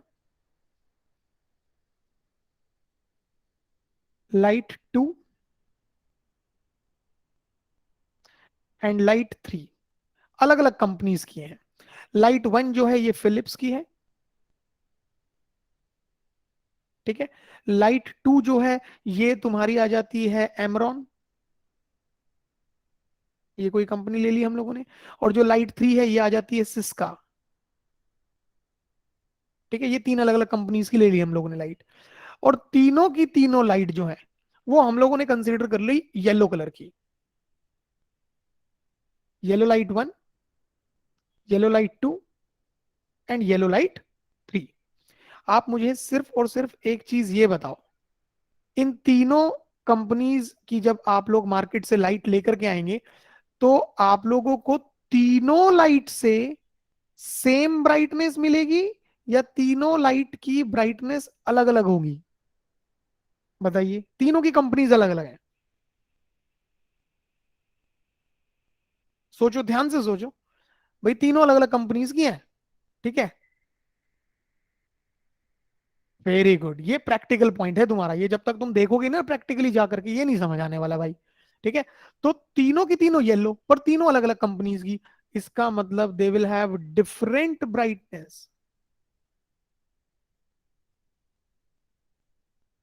डिफरेंट ब्राइटनेस, इसका मतलब इंटेंसिटी अब जो है वो क्या कर गई, वेरी कर गई, बदल गई। पर बेटा मुझे एक बात बताओ, तीनों येलो कलर हैं, तीनों के तीनों, ठीक है, all three are yellow light, तो फ्रीक्वेंसी तीनों की सेम होंगी या नहीं होंगी? तीनों की फ्रीक्वेंसीज जो है वो सेम होंगी या नहीं होंगी बेटा? Very good. सो बेटा मूविंग, हम लोग मूव करें आगे उससे पहले आप मुझे ये बता दो, अब आपको ये वाला पॉइंट प्रैक्टिकली पता लग गया ना कि कैसे लेना है, कि भाई same intensity different frequency and different intensity same frequency, ये प्रैक्टिकली क्या मतलब है इसका, ये समझ आ गया आपको अच्छे से? इस पॉइंट का प्रैक्टिकल मीनिंग क्या है, ये क्लियर हो गया? ठीक है, तो अब ग्राफ आप आसानी से बना पाएंगे। देखिए, तो ग्राफ में अब आपको कोई ज्यादा दिक्कत महसूस नहीं होने वाली। भाई हम लोगों ने इस तरीके से कोऑर्डिनेट्स लिए,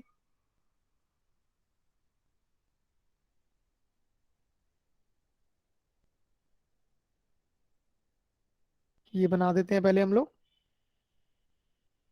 सो अलोंग एक्स एक्सेस हम लोग लिखने वाले हैं पोटेंशियल वोल्ट में, जिसमें कि नेगेटिव एक्सिस पर हम लोग क्या लिखेंगे, सिर्फ स्टॉपिंग पोटेंशियल। और अलोंग वाई एक्सिस जो है उसमें चॉइस रहेगी, या तो आप लोग लिख लीजिए इंटेंसिटी, और या फिर आप लोग लिख लीजिए बेटा फोटो इलेक्ट्रिक करंट। ठीक है, अब हम लोगों से क्या कहा जा रहा है कि भाई डिफरेंट इंटेंसिटीज, हमने तीन अलग अलग इंटेंसिटीज ले ली, I1, ये ले ली I2, और ये ले ली I3। मतलब इन सच अ वे कि I3 सबसे बड़ा है, फिर सॉरी I3 सबसे छोटा, फिर इससे बड़ा हो गया I2, और सबसे बड़ी इंटेंसिटी I1। तो भाई जो इंटेंसिटी जितनी ज्यादा होगी वो उतने ज्यादा नंबर ऑफ फोटो इलेक्ट्रॉन्स देगी, और जितने ज्यादा नंबर ऑफ फोटो इलेक्ट्रॉन्स होंगे उतना ज्यादा करंट बनेगा। तो I1 इंटेंसिटी सबसे बड़ी तो उसका करंट सबसे ज्यादा, फिर उससे कम I2, फिर उससे कम I3। पर तीनों के लिए फ्रीक्वेंसी एक ही चल रही है, I1 वाले की फ्रीक्वेंसी न्यू है, I2 वाले की भी न्यू है, और I3 वाले की भी न्यू है। तो तीनों के लिए स्टॉपिंग पोटेंशियल की वैल्यू एक ही बनेगी। ठीक है ना? तो इसका मतलब यहां जो ग्राफ आएगा वो किस तरीके से, वो कुछ इस तरीके से हो जाएगा बेटा आपका।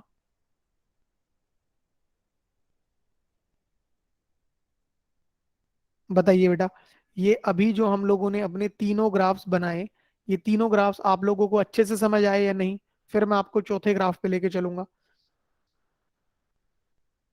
ये तीनों ग्राफ्स सभी को अच्छे से क्लियर हुए, प्रॉपरली समझ आए बेटा एकदम अच्छे से?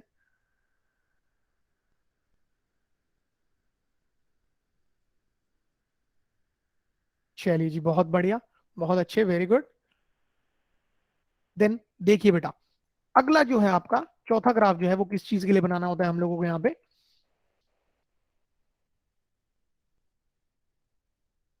Fourth point, that is variation of kinetic energy of emitted electron, this one is an important one बेटा, बहुत इंपॉर्टेंट है। Variation of kinetic energy of emitted electron versus frequency of incident radiation.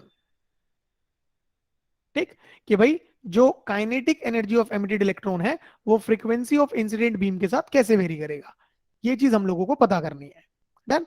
अब भाई आप लोग फॉर्मूला ऑलरेडी स्टडी कर चुके बहुत अच्छे तरीके से कि kinetic energy of the emitted electron is equals to H nu minus phi not. तो भाई वर्क फंक्शन को अगर हम लोगों ने कर दिया था कांस्टेंट और हमने बढ़ाई फ्रीक्वेंसी तो काइनेटिक एनर्जी भी बढ़ी थी, तो हमने कह दिया था कि kinetic energy of the emitted electron will very proportional to incident frequency, वो इंसिडेंट फ्रीक्वेंसी के साथ डायरेक्टली वेरी करेगी। अब क्योंकि डायरेक्टली वेरी कर रही है तो अपना ग्राफ कैसे बनेगा इसको समझो ध्यान से। भाई ये हम लोगों ने लिया, इसमें आप लोग जस्ट अ मिनट, थोड़ा सा लाइनें हैं, हाँ है भाई। सो इसको, ये एक लाइन लिया आप लोगों ने, इसके बाद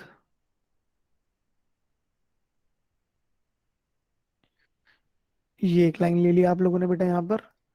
ठीक, नाउ ये जो हमारे एक्सिस है बेटा, ये जो अलोंग एक्स एक्सिस है आपका, यहां रखेंगे आप लोग frequency, this will be in hertz. And along Y axis जो है यहां हम रख रहे हैं अभी kinetic energy, that is your half of M we square. ठीक है, अब याद करो बहुत ध्यान से, हम लोगों ने कहा एक मिनिमम फ्रीक्वेंसी होगी जिससे नीचे फोटो इलेक्ट्रिक इफेक्ट नहीं होगा। ठीक है, that there always exist a minimum frequency जिससे नीचे फोटो इलेक्ट्रिक इफेक्ट नहीं होगा। तो एक नॉन जीरो वैल्यू ये हमने ले ली, इतनी। ठीक है, ये मैंने ऐसे बना दिया। देन आई होप आप लोगों को नजर आ रहा हो अच्छे से। ठीक, सो ये मैंने एक नॉन जीरो वैल्यू ले ली। ठीक, ये वैल्यू जो है वो क्या रिप्रेजेंट करेगी यहाँ पे, थ्रेशोल्ड फ्रीक्वेंसी, न्यू नॉट। मतलब अगर मैं अपनी इंसिडेंट फ्रीक्वेंसी को इससे नीचे रखता हूं तो हमारे पास फोटो इलेक्ट्रिक इफेक्ट जो है वो एग्जिस्ट नहीं करेगा।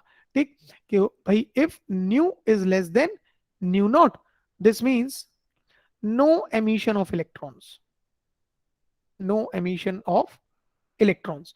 बट जैसे ही न्यू को ग्रेटर देन न्यू नोट कर दिया, electron emission will takes place, electron emission exist करेगा। और इस तरीके से एग्जिस्ट कर रहा होगा बेटा हमारे पास कि जो काइनेटिक एनर्जी होगी एमिटेड इलेक्ट्रॉन की वो फ्रीक्वेंसी के साथ कैसे कैरी करने लगेगी, डायरेक्टली। तो इस वजह से इस न्यू नोट के बाद जो हमारा ग्राफ आएगा वो कैसे आ जाएगा, इस तरीके से। ठीक, क्यों, क्योंकि न्यू नोट के बाद अगर हम फ्रीक्वेंसी को इंक्रीज करते हैं तो जैसे जैसे हमारी फ्रीक्वेंसी इंक्रीज होगी वैसे वैसे हमारे इलेक्ट्रॉन की जो काइनेटिक एनर्जी है वो भी इंक्रीज होने लगेगी। ये वाला ग्राफ समझ आया या नहीं आया बेटा बताइए, ये वाला ग्राफ क्लियर हुआ आप लोगों को या नहीं, टू एवरीवन।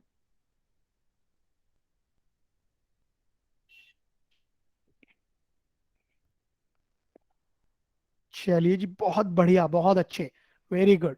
ठीक, सो ये तुम्हारे यहाँ पे पॉइंट्स खत्म हो जाते हैं ग्राफ को लेकर के कि फोटो इलेक्ट्रिक इफेक्ट के जो ग्राफ है वो किस तरीके से प्लॉट किए जाएंगे आपके पास। ठीक है, अब जो इस ग्राफ से मैंने बोला भाई ये इंपॉर्टेंट ग्राफ है, तो आप लोगों से कहता क्या है यहाँ पे।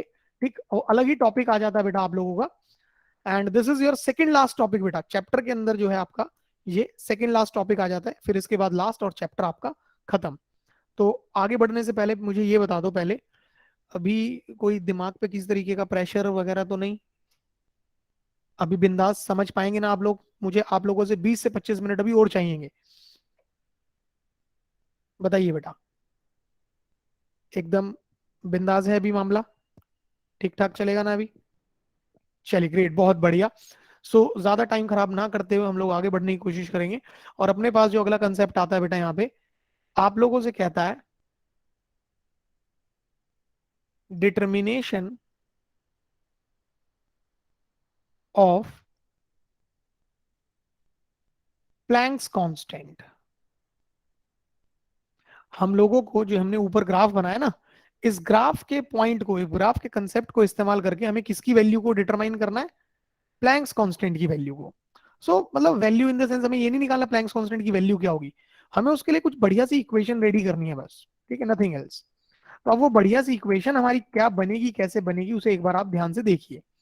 अभी हम लोगों ने जो ग्राफ बनाया, ठीक है, वो ग्राफ कुछ इस तरीके से, ये चीज बनाई थी हमने, लाइन यार, दिस वे, जिसमें कि अलोंग एक्स एक्सिस थी फ्रीक्वेंसी हर्ट्ज में, और अलोंग वाई एक्सिस, अब ध्यान से सुनना और समझना, अलोंग वाई एक्सिस हम लोगों ने क्या लिखा था? काइनेटिक एनर्जी, ठीक है। और क्योंकि हम लोग जानते हैं काइनेटिक एनर्जी का जो गेन है, ठीक है भाई, काइनेटिक एनर्जी का जो गेन है वही इलेक्ट्रोस्टैटिक पोटेंशियल एनर्जी का लॉस है। तो इसका मतलब मैं काइनेटिक एनर्जी के गेन को रिप्लेस कर सकता हूं ईवी से, ठीक है। तो इस वजह से, just because of this point, मैं अपने ग्राफ में यहां से काइनेटिक एनर्जी हटा के फिलहाल क्या लिख लेता हूं? ईवी, ये लिख देता हूं, इलेक्ट्रॉन वोल्ट, ठीक है। नाउ हमने देखा था अपने ग्राफ के अंदर कि भाई एक particular non zero value exist करेगी इस तरीके से, ये एक नॉन जीरो वैल्यू आ जाएगी। ये नॉन जीरो वैल्यू जो है किसे रिप्रेजेंट करेगी? थ्रेशोल्ड फ्रीक्वेंसी को, न्यू नॉट।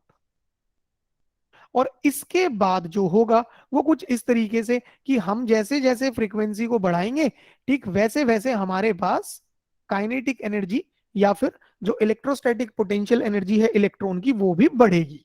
डन। और अगर मैंने अपनी लाइन को ऐसे एक्सटेंड करा तो I will get an intercept along Y axis, मेरे पास एक ये इंटरसेप्ट वैल्यू भी बन जाएगी वाई एक्सिस पर, कुछ ये वाली वैल्यू। तो अभी देखेंगे ये वैल्यू भी क्या बनेगी, ठीक है। और यहां ये बन गया मेरा थीटा, ठीक है, मतलब ये थीटा बोले तो स्लोप। डन। अब हमें ये पता करना है कि यार ये स्लोप कितनी होगी और ये इंटरसेप्ट जो है ये कितना होगा, ठीक है। तुरंत हमें वो प्लैंक्स कांस्टेंट की वैल्यू अपने आप दिखती नजर आ जाएगी वहां पे, ठीक है।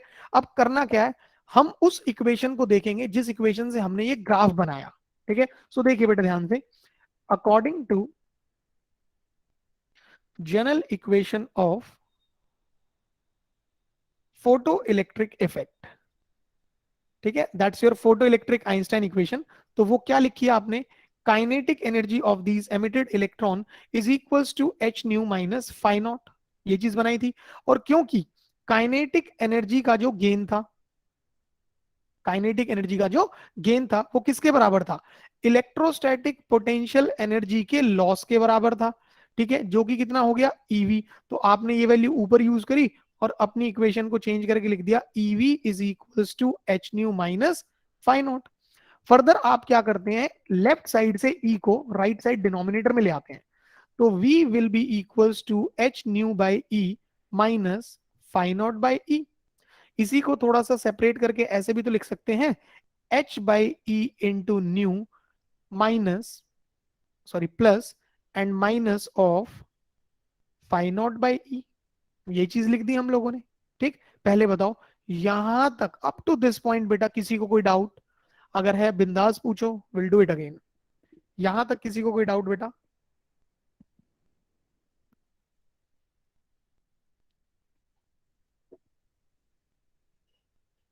चलिए जी। एंड इफ यू रिमेंबर थोड़ा सा mathematics, according to general equation of line, अगर आप लोग लाइन की जनरल इक्वेशन पे चले जाएं तो भाई आप यही तो लिखते हैं, y is equals to M X, M is your slope, तो मैंने स्लोप लिख दिया M X plus C, where C is the intercept. हाँ, जो सी है वो किसे रिप्रेजेंट करता है? इंटरसेप्ट को। भाई सपोज ऊपर वाली इक्वेशन कर दी फर्स्ट, नीचे वाली इक्वेशन कर दी सेकंड, कर दिया दोनों को compare, comparing equation 1 and 2। Check it out, अपने ग्राफ को देख लो एक बार ध्यान से, साफ नजर आएगा। y एक्सिस पर we have potential and X axis पर वी हैव फ्रीक्वेंसी। ठीक, now let's match the equation. y axis potential and x axis frequency, हो रहा है मैच। इसका मतलब हम दोनों को बिंदास कंपेयर कर सकते हैं बिना किसी लोचे के। तो जैसे तुम लोगों ने कंपेयर किया तो मुझे बता दो बेटा जरा, स्लोप कितनी नजर आ रही है और इंटरसेप्ट कितना नजर आ रहा है। वेरी गुड, बहुत बढ़िया। तो स्लोप नजर आ गई h बाई ई, और इंटरसेप्ट नजर आ गया माइनस फाइ नॉट बाई ई। तो लिख देते हैं हम लोग यहाँ पे कि भाई जो इंटरसेप्ट है ये कितना हो गया, माइनस फाइ नॉट बाई ई, और जो स्लोप है ये कितनी हो गई, h बाई ई। ठीक, सो नाउ सिंपली आप ध्यान से देखिए, अगर आप लोग बहुत प्यार से ऑब्जर्व करें इस इक्वेशन को, ये तो हमारी मेन वैल्यू खत्म होगी, हमें ये चीजें चाहिए थी, हम लोगों ने निकाल दी। ठीक है, अब ध्यान से सोचो, on changing on changing the nature of material, on changing the nature of material, अगर हम लोगों ने नेचर ऑफ मटेरियल को बदला, भाई देखो एच प्लैंक्स कांस्टेंट ये नहीं बदलेगा, ई चार्ज कांस्टेंट है, इलेक्ट्रॉन पर जो वैल्यू रहेगी चार्ज की वो नहीं बदलेगी। भाई जब तुम्हारे पास प्लैंक्स कांस्टेंट कांस्टेंट है वो नहीं बदल रहा, ई चार्ज ऑफ इलेक्ट्रॉन कांस्टेंट है वो नहीं बदल रहा, तो भाई स्लोप कभी नहीं बदलने वाली, हमेशा हर मटेरियल के लिए फिक्स रहेगी। So on changing the nature of material, पहली चीज स्लोप नो चेंज, कोई चेंज नहीं आएगा, क्योंकि स्लोप का फॉर्मूला ही क्या बन रहा है, एच बाई ई कॉन्स्टेंट है। Now on changing the nature of material work function change होगा, और अगर वर्क फंक्शन बदल गया तो तुम्हारा इंटरसेप्ट जो है वो बदल जाएगा। So work function change, this means intercept will change. बताइए बेटा, आपको ये पूरा कंसेप्ट, इस ग्राफ से जो कैलकुलेशन थी, ये पूरे कंसेप्ट में किसी को कोई डाउट? बताओ बेटा लोग, इस पूरे कंसेप्ट में किसी को कोई डाउट?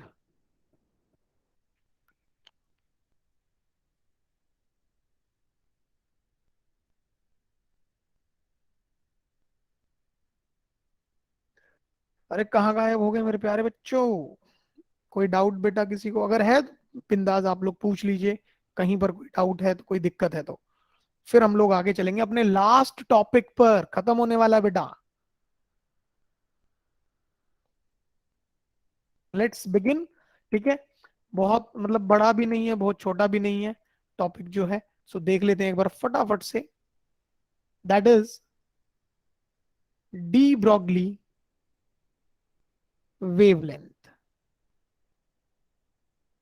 भाई डी ब्रॉगली वेवलेंथ की अगर बात करें, ठीक है, तो इसी को मैटर वेव भी कहा जाता है।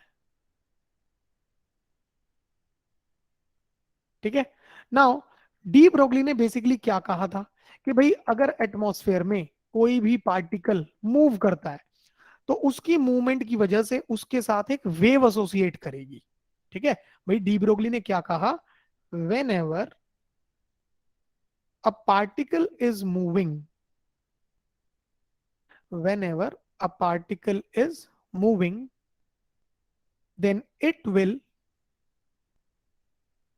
then it will associate a wave with it।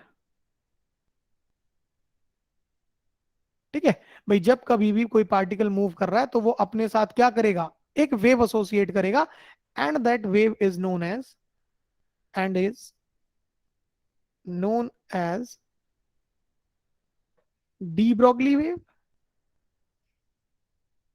इसी को हम क्या नाम देते हैं, we call it as the de Broglie wave और मैटर वेव, और इसी को फर्दर क्या कहा जाता है, मैटर वेव भी कहा जाता है। ये तो थ्योरेटिकल पॉइंट है छोटा सा ही। ठीक है, बात आती है कैलकुलेशन क्या है इसकी। तो अगर हम कैलकुलेशंस में चलते हैं ना, तो देखो बेटा, भाई according to Planck's quantum theory, class 11th chemistry में आप पढ़ते थे Planck's quantum theory, Planck's quantum theory के हिसाब से energy of photon is written as what, H nu. और क्योंकि न्यू होता है सी बाय लैम्डा, तो जैसे रिप्लेस कर देते हो तो तुम्हारे पास एनर्जी जो है वो कितनी हो जाती है, एच सी बाय लैम्डा। ये कर दिया तुमने फर्स्ट। भाई प्लैंक्स ने कहा फोटोन की एनर्जी इतनी होगी, but as per the Einstein energy mass equivalence, ठीक है, but according to energy mass equivalence, जब एनर्जी मास इक्विवेलेंस को देखा गया तो जो एनर्जी है फोटोन की वो कितनी लिखी जाती है, mc स्क्वायर, उसको ये लिखा जाता है। Let it be equation number second. भाई अगर आप लोग अब ध्यान से ऑब्जर्व करें यहां पर, ठीक, दोनों इक्वेशंस तुम्हें एनर्जी दे रही है फोटोन की, तो दोनों को इक्वेट कर दो। सो फ्रॉम 1 and 2, तो जैसे ही आपने दोनों को इक्वेट किया बेटा, सो दोनों को इक्वेट करते हम लोगों को क्या मिलता है, this H C by lambda is equals to M C square. एक सी से ये सी कैंसिल करो तो लैम्डा आ जाता है एच बाय एम सी। ठीक, अब ये जो वेवलेंथ बनती है बेटा हमारे पास, ये बनती है फोटोन के लिए। This is only for photon. अब डी ब्रोगली ने क्या करा, जब जनरल पार्टिकल की बात करी, ठीक है, भाई फोटोन के लिए तो उसने ये बना दिया, ठीक है ना, फॉर अ जनरल पार्टिकल मतलब वहां इलेक्ट्रॉन हो सकता है, आप हो सकते हो, मैं हो सकता हूं, कोई भी पार्टिकल, ठीक। So for a general particle replace this C with v। भाई सी तो हो गया speed of light and v will be the general velocity of any particle. तो आपके पास जो वेवलेंथ बनेगी किसी भी जनरल पार्टिकल के लिए वो कितनी हो जाएगी, h बाय एम वी। और क्योंकि एम वी को कहा जाता है मोमेंटम, बेटा देखो ध्यान इधर उधर नहीं होना चाहिए, ठीक है, पढ़ाई में होना चाहिए अच्छे से। एम वी को कहा जाता है मोमेंटम, तो लैम्डा फर्दर कितना बन जाएगा आपका, h बाय पी। पहले बताओ यहां तक क्लियर हुआ या नहीं। अब लास्ट स्टेप आ रहा है हमारे पास, इसके बाद खत्म हो जाएगा। यहां तक क्लियर हुआ सबको अच्छे से, ठीक है। अब देखो जरा ध्यान से, फाइनल एक्सप्रेशन निकालना है, न्यूमेरिकल्स में काम आएगा बेटा आप लोगों को। आप लोगों से कहता है कि भाई आप लोग ये डी ब्रोगली वेवलेंथ रेडी करो। De Broglie wavelength of an electron when accelerated when accelerated through a potential difference of v volt.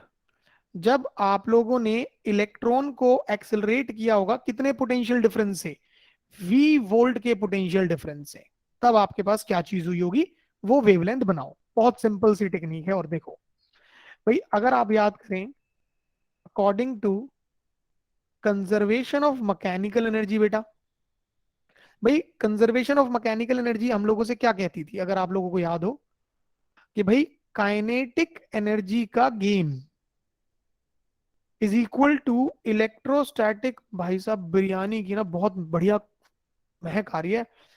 आज साथ में जो फ्लैट है जिनका इन्होंने बिरयानी बनाई है, बहुत जबरदस्त फ्रेगनेंस एकदम से आई है, और भूख लग गई भाई साहब बहुत गजब वाली। सो काइनेटिक एनर्जी का गेन, इलेक्ट्रोस्टैटिक पोटेंशियल एनर्जी का लॉस। क्या करें भाई, मेरा तो ध्यान ही भ्रमित हो गया एकदम।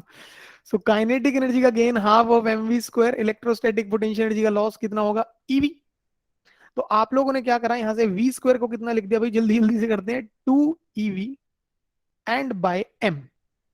तो आपके पास वेलोसिटी आ गई under root of 2 EV by M. बेटा ध्यान रखना, यहां ये v इज वेलोसिटी और यहां ये v इज पोटेंशियल डिफरेंस,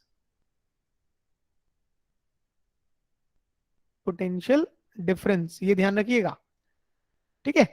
तो तुम्हारे पास जैसे वेलोसिटी की वैल्यू आ गई, that is under root of 2 EV by M, तुमने वेवलेंथ वाले बेसिक फॉर्मूले में डाल दिया भाई, क्योंकि डी ब्रोगली ने कहा था जनरल पार्टिकल के लिए वेवलेंथ होगी h बाय एम वी।